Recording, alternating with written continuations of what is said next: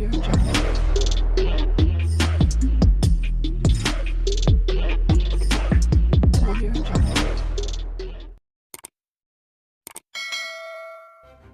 kasih kerana memilih channel ini. Sebelum kita mulakan video ini, sila pertimbangkan untuk menekan butang like, share dan subscribe dan aktifkan butang lonceng anda agar anda sentiasa mendapat info-info percuma pada setiap hari dari channel kami. Dan tinggalkan komen anda kerana komen anda amatlah dihargai.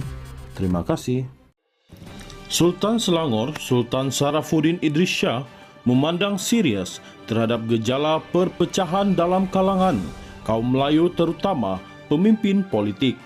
Baginda bertitah, perbalahan kaum Melayu dan pemimpin politik Melayu begitu ketara boleh mengancam perpaduan, keharmonian hidup rakyat pelbagai kaum serta kestabilan politik di negara ini. Sultan Sarafuddin bertitah, Baginda tidak berhasrat mencampuri urusan politik dan pentadbiran negara, bagaimanapun berasa tanggungjawab untuk memberi nasihat dan pandangan bagi memperbetulkan keadaan di samping menggesa, agar perpecahan orang Melayu dan pemimpin politik dapat segera dihentikan. Ini bagi menjamin kepentingan masyarakat Melayu dapat dipelihara tanpa mengenepikan hak dan kepentingan masyarakat bukan Melayu di negara ini, kita Baginda dalam satu kenyataan pada Isnin. Menurut Baginda, pemimpin politik Melayu perlu sedar bahawa pembangunan dan kemajuan negara amat bergantung kepada kepimpinan yang stabil. Andai kata pemimpin Melayu gagal menunjukkan kepimpinan yang baik dan bertanggungjawab, kaum lain akan rasa hilang hormat terhadap kepimpinan Melayu dan sekaligus tidak akan memberi sokongan kepada pemerintahan orang Melayu titah Sultan Sarafuddin. Baginda bertitah, selain mengamalkan sikap kepimpinan yang baik dan tidak berbalas sesama sendiri, pemimpin politik Melayu harus juga bekerjasama dengan pemimpin parti politik kaum lain bagi menjamin pembangunan negara dijadikan keutamaan demi keselesaan hidup rakyat pelbagai kaum.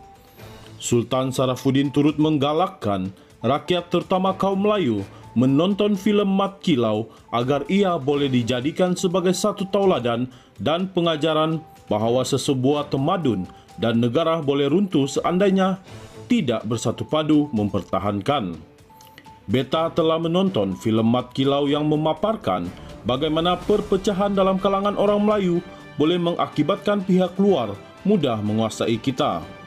Jika dihayati dialog yang digunakan di dalam filem ini, ia bertepatan bagi menyampaikan mesej kepada orang Melayu bahawa kekuatan sesuatu bangsa terletak pada semangat perpaduan dan pegangan kepada agama Islam titah Sultan Sarafuddin.